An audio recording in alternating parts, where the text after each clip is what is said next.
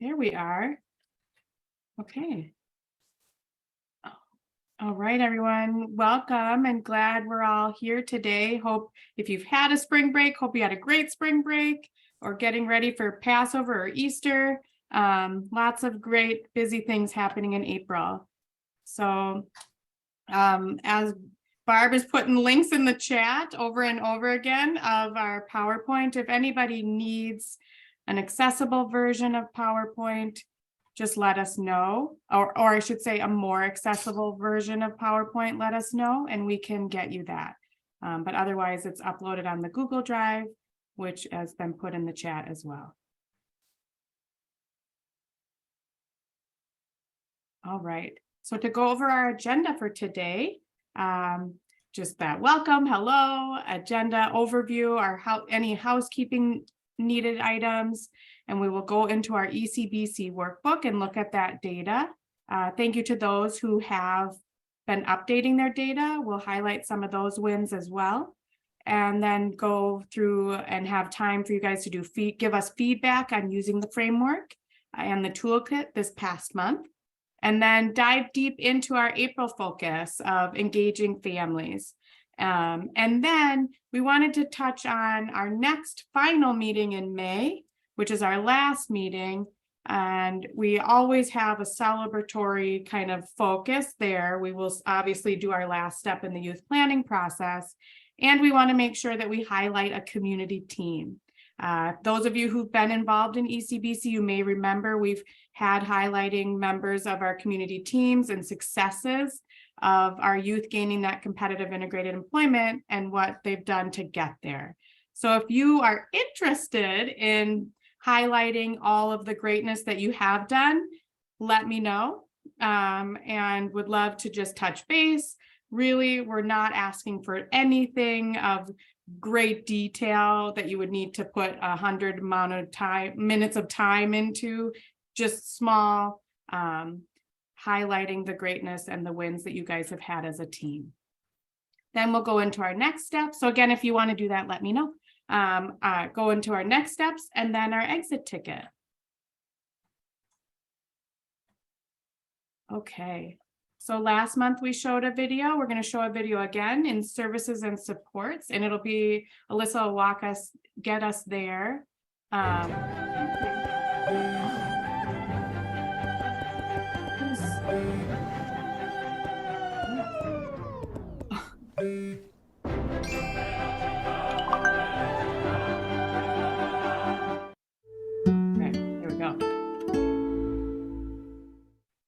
Services and supports from agencies and providers, assistive technology-related resources, such as devices, tools, and apps on smartphones or tablets, accommodations that provide adjustments to make it possible to perform job duties, as well as informal supports from people in a person's life, all help youth to be successful at school and work and live independently if they choose to.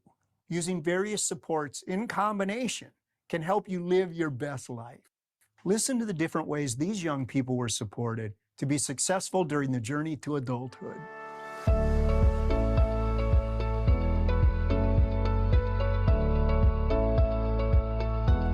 Through Focus Beyond, I received regularly scheduled speech therapy sessions, social work meetings, specialized instruction that supported my success in PSCO coursework, and a lot of help planning for my future and career goals. After high school, I went to a transition program. At STEP, I practiced cooking, grocery shopping, interviewing skills. I had to do like garbage and communication skills. The principal of STEP told me about Project Search.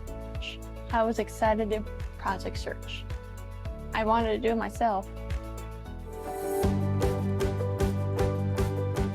I first got engaged with local rehab services during my senior year of high school, and I met with my first VRS counselor that I had during the fall of that year. I got introduced to VRS in 9th grade when they came to my school once a week to visit with me. VRS helped me explore class options and job opportunities. I think my case manager thought it would be a good fit for VRS because she knew that I wanted to get a job eventually and even pursue post-secondary education after high school.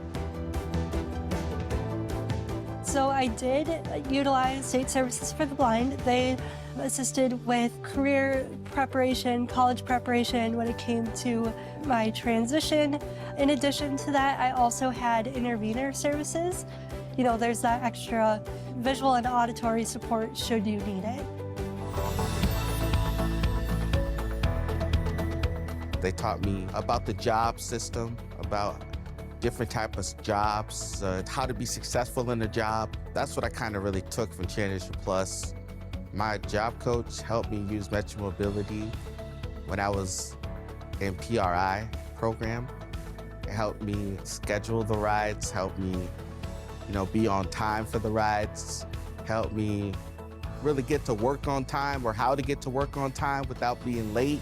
But I did like a career assessment to kind of find out what my interests were, how to make a professional resume, how to interview, job searching, and being a part of the workforce. My job coach helped me with the online application and prepped me for my interview, and I went to my interview by myself.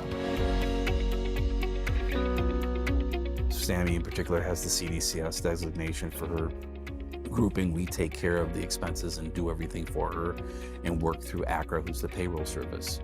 So then when we got all that taken care of, we realized there were funds that are available through Minnesota Supplemental Aid. She has her Social Security disability.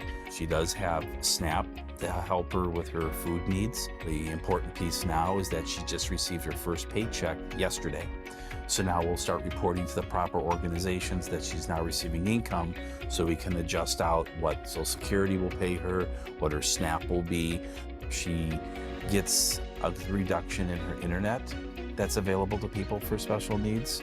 She just received a grant to help pay for her utilities, which should cover her through the rest of the summer. It's based on her income.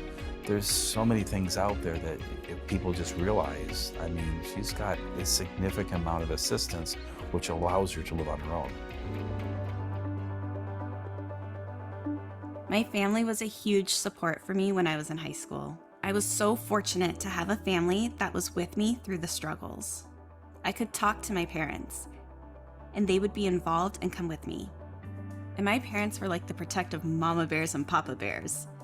And any information and discussions that needed to be happening, and education that needed to be given to the school or to the teachers, they were with me. A lot of teachers said, "Oh, it's fine, they don't need that," or "It doesn't matter." But when my parents were able to join me in advocating, it was really helpful. It's so important for parents to support their kids' dreams because they know them better than anybody else and they can work to make it happen. Just looking at people's strengths and making sure that they can find joy in life and use their strengths, follow their interests, just like everybody else, and live life to the fullest. In this video, you learned about the services and support that the young people got from schools, vocational rehabilitation services, state services for the blind, waivers, providers, and family. After my motorcycle accident and losing the use of my right arm, vocational rehabilitation services helped me obtain voice-activated software and a new computer that would work with that software. Hey, thanks, VRS. There are other kinds of services too. Medical assistance, home and community-based waivers allow people with disabilities to live in their own homes. They do this by providing services needed to support people in their homes, their workplaces, and in their communities. There are other kinds of waiver programs designed to help people with disabilities too. Some people with disabilities might not need extra assistance to plan for and be successful during their transition into adulthood. Others might need one or two of the supports, and others might need most of them. Any of those options is fine. Just know that support is available. If you need more information, you can find out about services and supports at disabilityhubmn.org.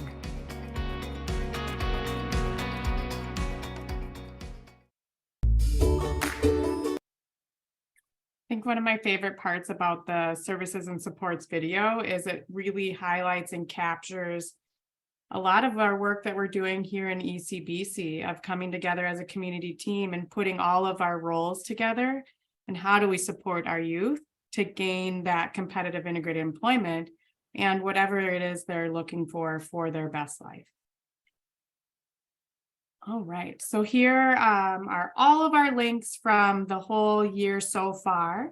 Our most recent one, obviously the March and the recording in the PowerPoint, and then obviously our ECBC Google Drive link as well. Okay, so next we're gonna talk about the workbook and a little bit on our step process there as well. And so just a reminder that we are ensuring that you guys have that community team and set those monthly meetings. Yes, we are in April and we still have some that don't have their monthly meetings set. So we just want to encourage that because we do see that correlation to those monthly meetings being set to the better outcomes and as the teams come together. And then keep encouraging of enrollment data and creating that team employment goal, and then tracking the goals and student data in that student tracker tab. And we will go through our data so far so that we can see and celebrate those who have been able to keep up with their data. So the next, we're gonna pull up our goals and progress data in the Google Drive, which you all have access to.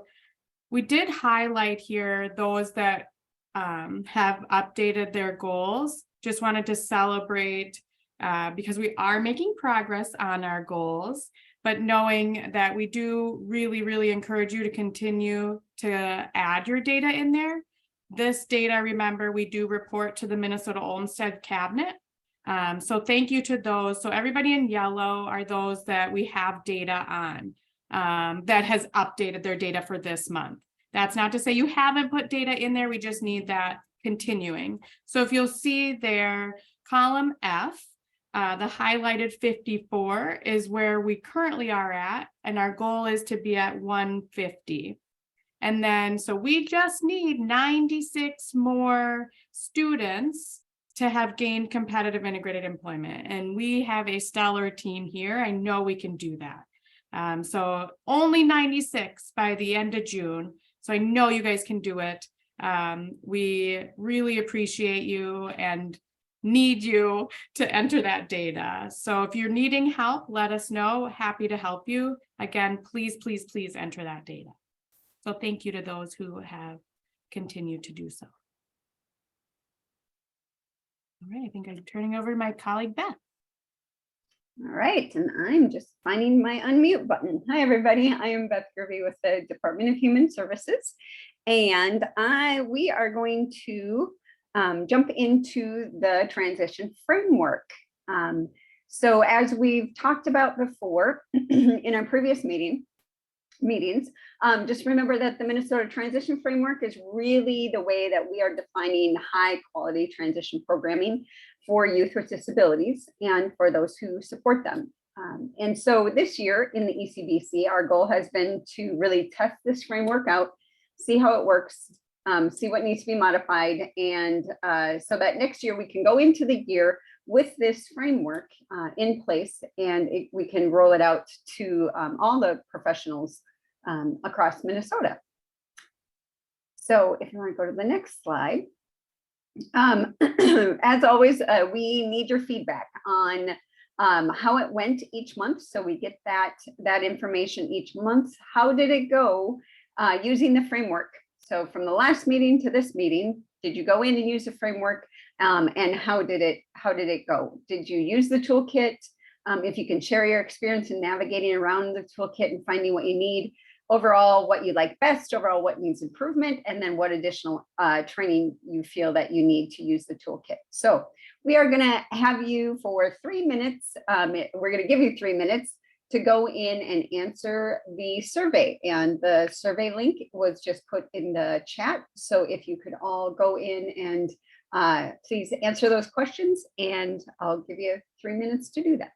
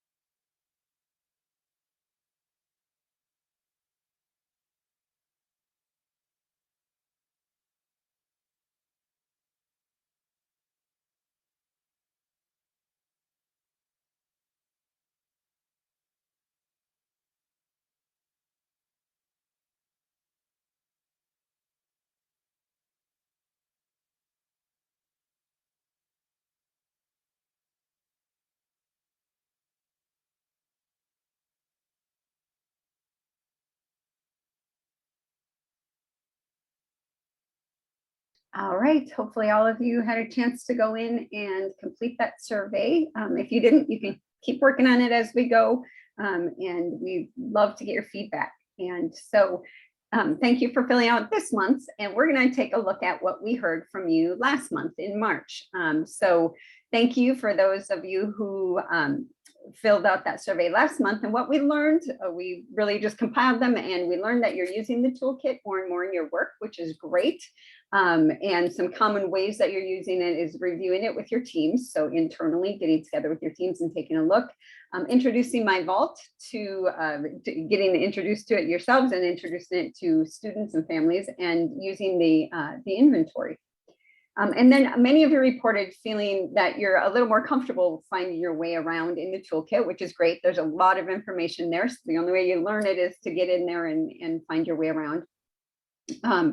And you also said that you expected this to continue as you use it more, that you'll get more familiar with it. So some people also said that you're struggling to find what you're looking for.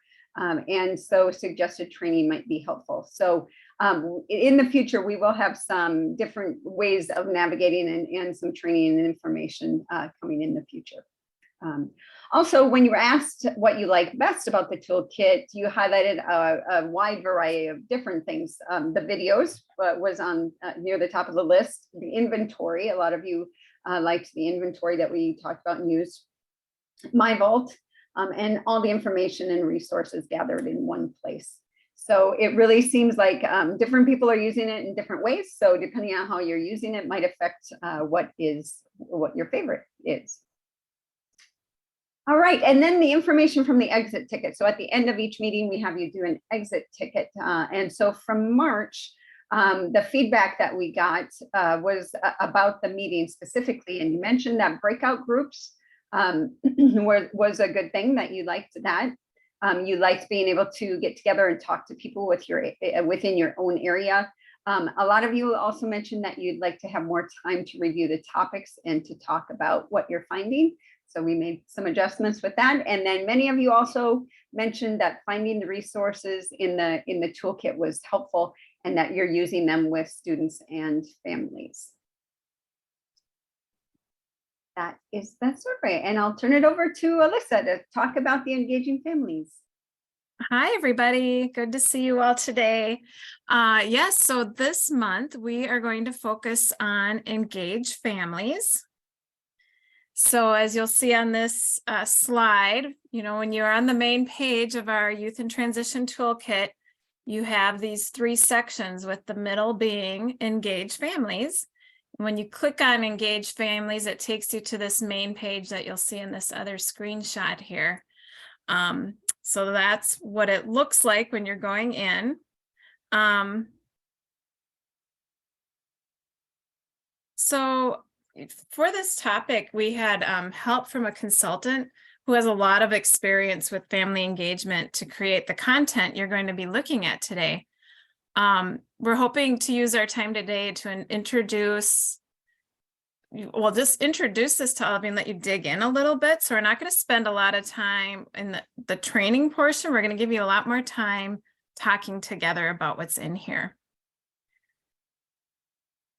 So again, so when you go into engage families, when you go to the main page, you'll see there's 4, basically I call them chapters in there. You have get ready, reframing how you view engaging with families. Then you have reach families, educate families, and activate families. So those are the 4 chapters, so to speak, within engage families. And one other thing before we move on, because in a moment, we're going to just spend some time in breakout sessions, again, digging into those 4 chapters that are in engage families. But we want to remind you what we want you to focus on when you get into your breakout sessions is be thinking about how the content there can relate to the youth planning process that we've been focusing on this past year. So this is a reminder again, these 6 steps are what we've gone through, 1 or 2 a month. Step 1 being build the team at the beginning of each year. Step 2, identifying those transition and pre-ed strengths and needs, particularly using the inventory. Step 3, all of us creating our plans together.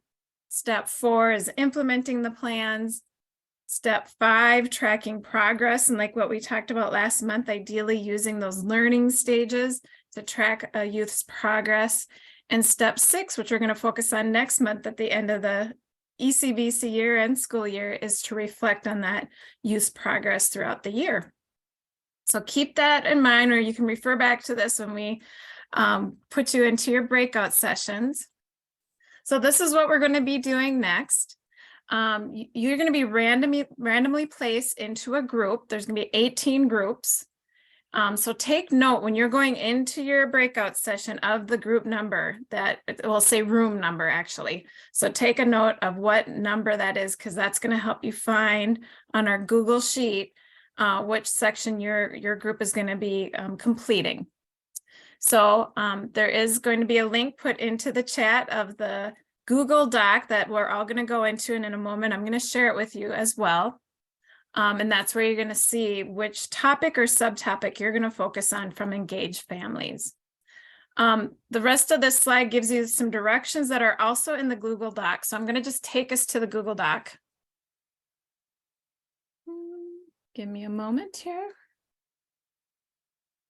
So when you go in, this is what it will look like. So again, what you'll do is you'll find your group number. So let's say you're group 3. Group 3. The topic or subtopic is communication. It's actually a topic. And this gives you the breadcrumbs. So you're in engaged families, you're in that chapter of reach families, and then within that chapter is communication. It also gives you the exact link here to the page that you're going to be reviewing as a group. So this is what you're each going to be doing. You're going to want to assign one person in your group who will click on this link and show your screen for the whole team to be looking at that screen together. And then you'll want to assign one other person who's going to be in this Google Doc, who will read these directions again. Take the group through these 4 questions. There's 4 bullets under each, with each group number. You'll just walk through, talk through the questions. That person will type the notes and be ready to also report out to the large group. So we'll have some large group discussion, a little more time than we usually have, to talk about some highlights from your discussions in the breakout groups. So the 4 questions that each of you will be asked to answer is, so as you're looking at that section in Engage Families, number 1 is, which steps within that youth planning process, those 6 steps here, does this topic relate to? So have some discussion about that. What you're going to be doing is actually helping us too, because again, we're thinking about the larger rollout next school year. And we're going to want to help everyone in the state know, as you're looking at the Engage Families section, and you're thinking about that youth planning process, which resources can help them within each step of that youth planning process. So have some discussion about which of these steps this might relate to. Might be more than one. And then have some discussion about how would you use this information within this topic with families. Also, what else is needed to support family engagement within this topic? So there'll be resources on the page. There might be some resources that you think are missing or should be there. And we want to hear from you. You're all experts in all of this. You're doing this work every day. And we want to hear from all of you some other ideas that you might have for how we can enhance the toolkit. And then finally, make sure you leave a little bit of time to review your notes and highlight in yellow one of your favorite pieces of information from this topic that you all discussed, because then that's what you're going to want to share within the larger group when we bring you back all together. So I want either maybe Lindsay can remind me how much time we're going to have in the breakout sessions, and we'll also be giving you reminders of when we're getting close to the closing time. But how much time are we going to give people? Or maybe 15 minutes? Okay. This is Barb. I think it's 30. Is it 30? Yep. Maybe I looked too fast. That sounds about right, actually, because I know we have a little more time today. Yes, so we're going to give you 30 minutes in your breakout session. It's going to give you plenty of time. If your group comes together and you decide at some point you need a little break too, that allows you to take that break in there. So we're almost at 1:30. So we're going to be coming back together close to 2 o'clock. And again, we'll be sending out messages to everyone to remind you when you have how much time you have left when we're getting down to the last few minutes. Okay, sound good? Any questions before we go into breakouts?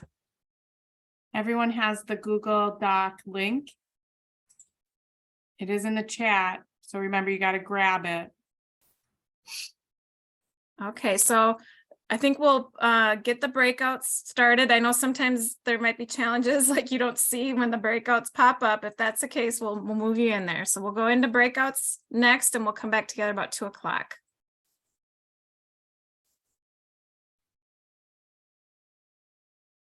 I'm going to stop there. Carol, you asked if we can link to the page you'll be looking at. And thank you so much that we have 18 groups, that we do have opportunity for all of us to share our favorite piece or the items that you highlighted in yellow, because it looks like some of our groups highlighted more than one piece, which is great. So how about we'll just go down the numbered groups, and then as we call your group name, if you want the person who's wanting to share can just go ahead and unmute themselves and share out for us. So I think our first group that we actually have to share is group number 2.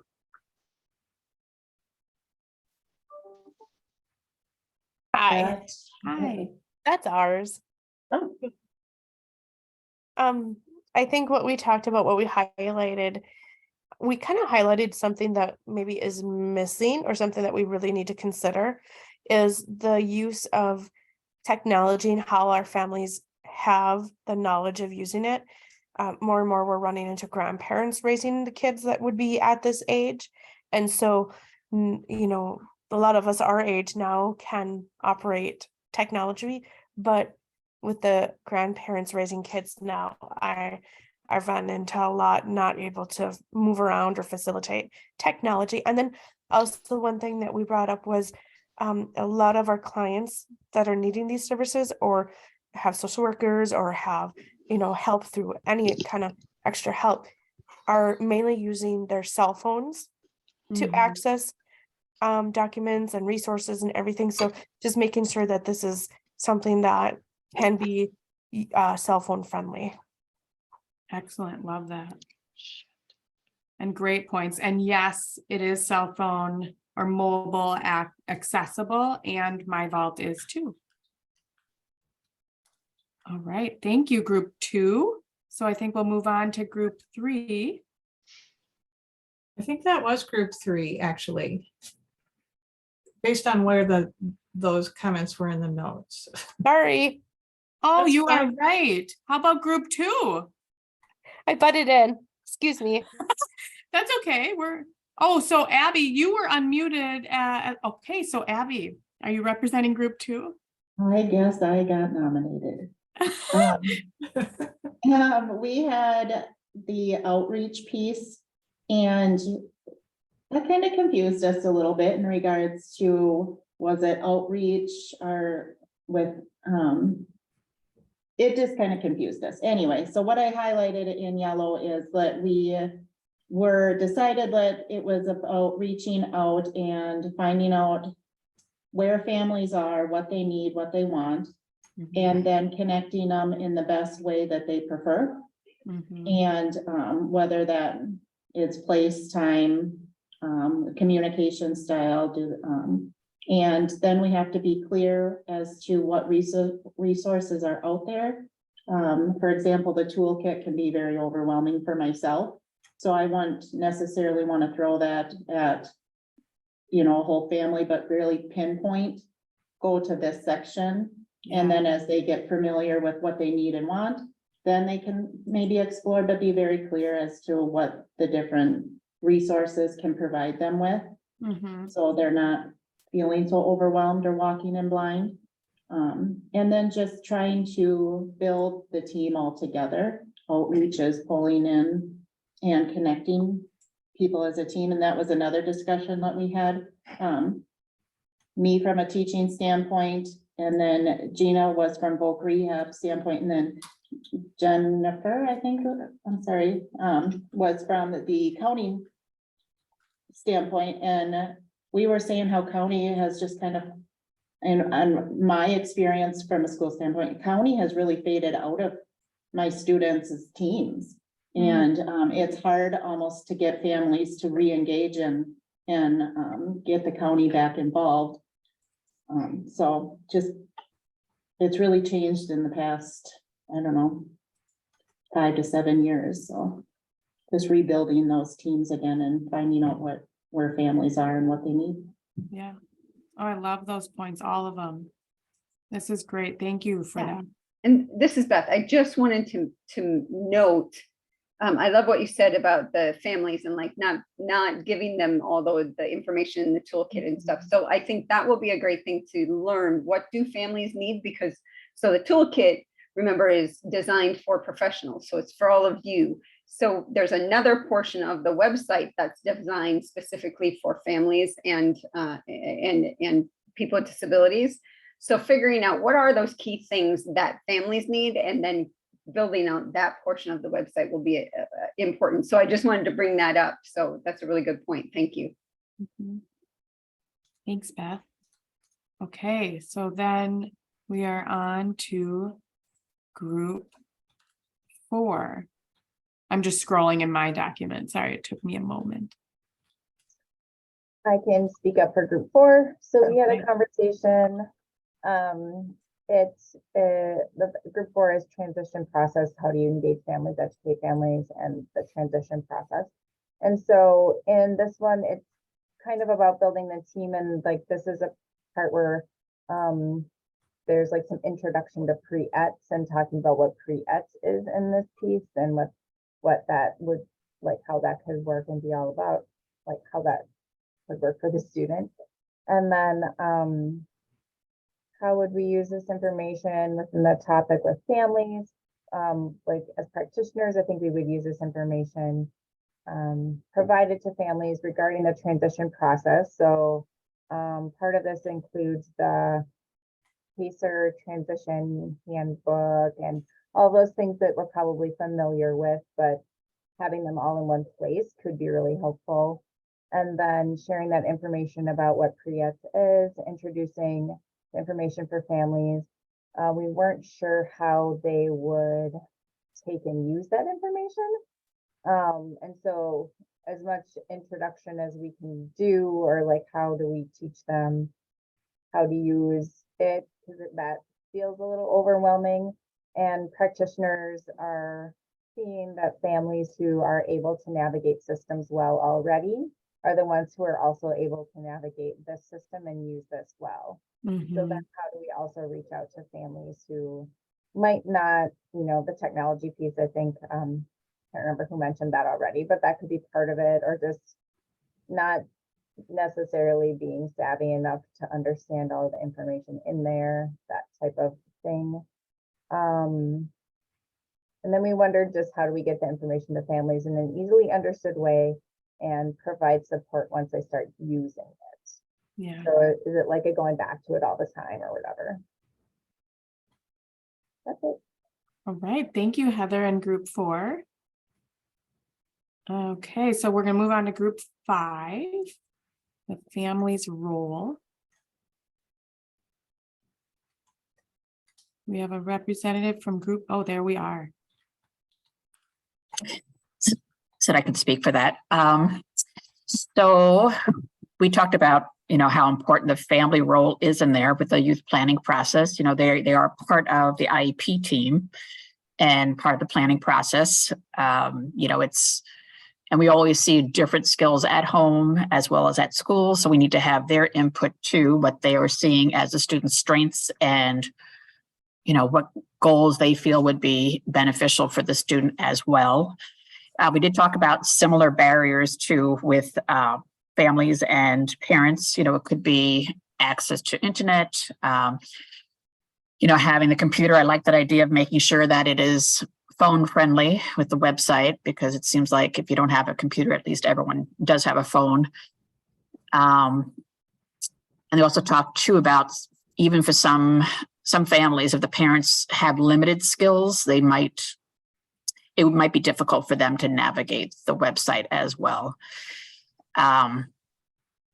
We watched that video on the website about, you know, the importance of having the family. And we really like that analogy when they were talking about it's important for parents to see their role transitioning. So besides, you know, if the student is transitioning to adulthood, there's also the parents are transitioning their role with the students as well, and kind of easing back, giving them more independence.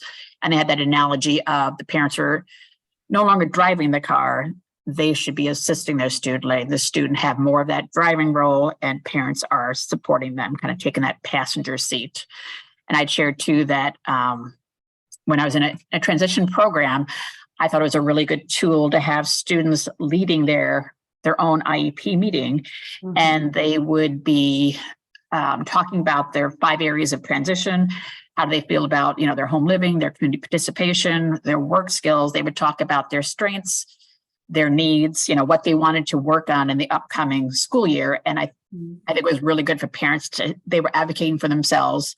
Parents could see them in the role, and it might be something new for parents where they're like, oh, okay, you know, my student really can.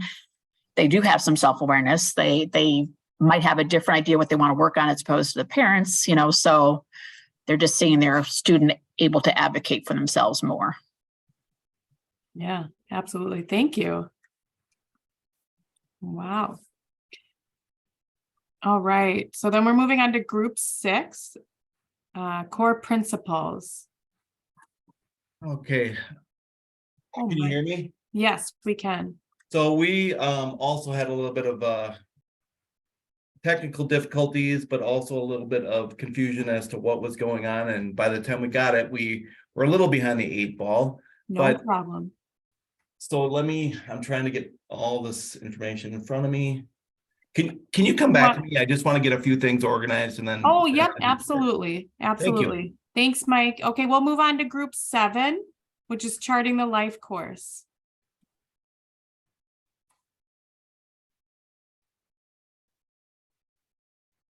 Yeah, that was, let's see, can people hear me? Yes. Let's see here. I'll turn my camera on. All right.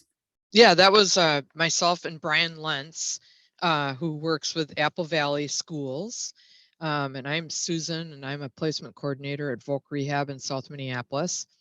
Brian, I'm not sure if you have the notes handy that you typed in.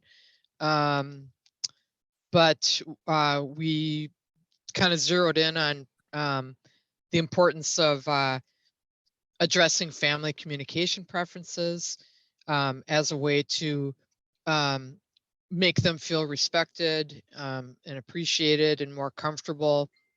You know, what are their communication preferences? How often? If they need accommodations.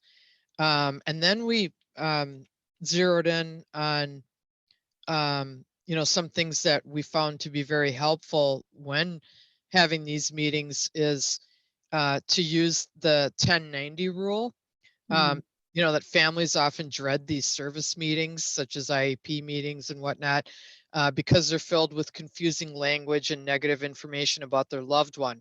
So rather than dwelling on negative information, just try to keep in mind the 90-10 rule or the 1090 rule, that, you know, 10% of the meeting can be maybe past challenges, things that have been difficult or haven't worked out so well. But then 90% of the meeting is, what are the possibilities? You know, what can we figure out to have a positive path forward? Because, you know, families are getting bombarded, you know, about they're well familiar with the difficulties that their child has experienced and the barriers that they face, and, you know, how can we make it more positive, you know? Did you have anything to add, Brian? No, that was well said. Great Well, job. thank you. Wow. Well, thank you guys. Were small but mighty. Yep. And I love the focus on kind of walking with alongside our families. I will circle back to group 6. If you guys, Mike, are you ready, or do you want me to move on to group 8? I'm almost ready. If you wouldn't mind moving to group 8, No problem. that'd be great. Okay, we're going to move on to group 8. If you guys are ready with resources and supports.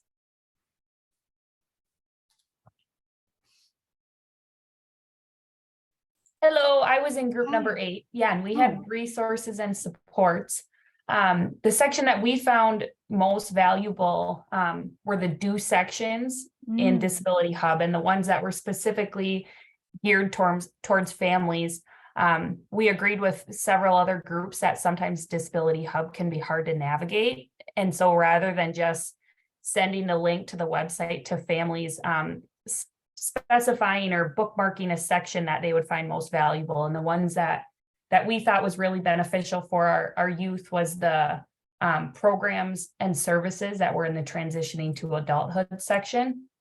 They talked about special education, transition planning, driver's training, health insurance options, disability and other public service benefits as well. Nice. So that's what we highlighted. All right, thank you. And I see that. Thank you so much. All right, so I think Mike, I'll try you one more time. Otherwise, I'll just I'm gonna give it my best shot. All right, you got this. There's no pressure. All right, so what we talked about was the core principles of person-centered planning. There were several key things that go along with that. One was personal focus, choice and self-determination, community inclusion, availability of services and supports. We kind of focused on the service and supports aspect, as well as some of the personal focus. identifying who the people are at the table and how they can help, and providing those resources can get sometimes confusing to the individuals and their families, and really just offering them and providing them with information on how to contact them, what services they offer, and how they can ultimately help the student is at the core of what we're trying to do, and giving them those resources so that they can make an informed decision about their life. So I think making that informed decision about their life is probably one of the most important things that we gleaned out of that whole thing. All right. Love it. Thank you. And if you want me Mike. to answer how we would put that into practice, it would be early, we would identify who those support systems are, and then providing that information, in that, in a resource, potentially a guide, and then providing that resource guide to the family and or students so that they can hopefully understand the process of how to go about it. And it typically does have all the resources listed within that packet, like the wheel. I don't know if you guys remember the wheel and things like that. And I'm at a loss for what I'm trying to really say, but just a resource guide on all of the, what you do in 9th grade, what you do in 10th grade, 11th, 12th, and providing that, and when and how to go about accessing services. So thanks for putting up with me. And oh, you did great, Mike. Oh, thanks. I appreciate that. You Did my represented best. the group. All right, thank you. Okay, we're going to move down to group 9 for decision making at 18. All right, so I'm going to talk about that. So we liked that there were other options at 18 instead of just guardianship. We thought it would be helpful to have a reference document that case managers or VRS people can hand out to families, because sometimes there's lots of questions about the different options, and then also maybe including the pros and cons of each option, just so that their families and individuals can make a really good decision. All right. Thank you for that. Did you put the pros and cons in there? Yes, you did. Okay. All right. Thank you. Okay. Next we have group 10, benefits planning. Hi, this is Claudia. And we talked a lot about how when looking at benefits, people who can report over $2,000 in savings or anything like that are in, they can possibly like lose their health care or something like that. And that is a really small amount. So how do we help people make the good decisions financially about being able to save or access money over if they can only have $2,000 in a savings account or whatever at any specific amount of time. Like somebody might not even be able to have a car because that's an asset, right? So there's different options to be able to do that. One of the options is the ABLE account, if anybody's heard about that, and so making sure that families and the individual knows about options. I know one option that we've used with our family is we've made a trust so that a trust can hold assets instead of the person. So there's lots of different ways to do that. And then it allows the person to possibly access money in different ways. An ABLE account, you're able to access your money easier than possibly a trust account. So thinking about what is the better situation for that family, for that particular individual, for them to keep their benefits that they are getting, such as healthcare or their Social Security income, while still being able to do things. Like one of my examples, we needed to buy my brother a bed just recently, and it was going to cost more than $2,000 when you include mattress and all of that kind of stuff. And so that money can go really fast as much as it can come. So how do you get that in a way that is benefits the family and the person? And if the family, like they were talking about in the one before, with supported decision making or conservatorship or guardianship, who's going to be helping with rep payee and all of those types of things as well, who's having access to that finances for that person? Is that person themselves going to be able to access that money via like a check card or checks or however that might be as well, and helping that person make those financial decisions so that they can pull money and or save money if they need it. So there's a lot to go into benefits planning. Yeah, benefits as a whole is like a whole year or more of learning, and how do we help support them? All right, thank you. Okay, so we do only have 4 minutes left, so we may not get to everybody. Our next group I have here is group 11, safety. Ellen said she had to log off, so maybe go to 12. Oh, okay. All right. Group 12, using a lifespan approach. Hi guys, I'm Jenna and we had group 12 using the lifespan approach. What we really kind of talked about, and it was kind of cool because it's really listed out from, we're kind of laughing about birth all the way up to post high school, but some of the things that could be, could pertain to work and kind of their future plans starting at those really younger years. And so one of the questions we did have is how we connect with kind of the teachers of the younger groups, and how we can work with them to say like, it is really important for them to start thinking about careers and just asking them the questions and figuring out some of their strengths and some of that skill development piece.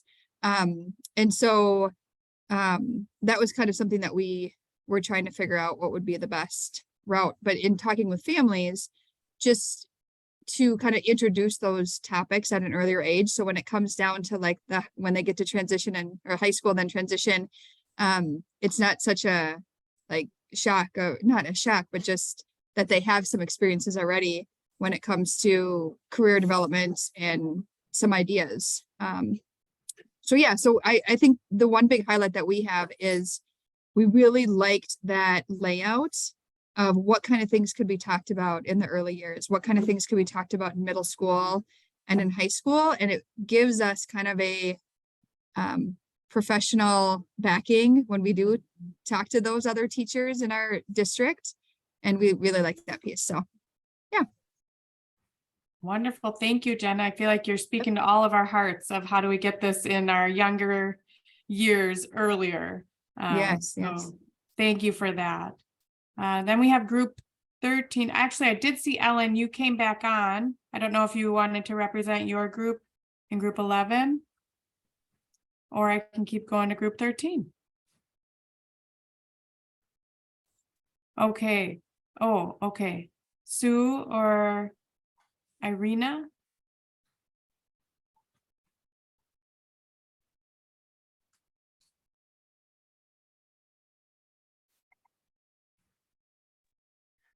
I think we'll Irina, do you want to go?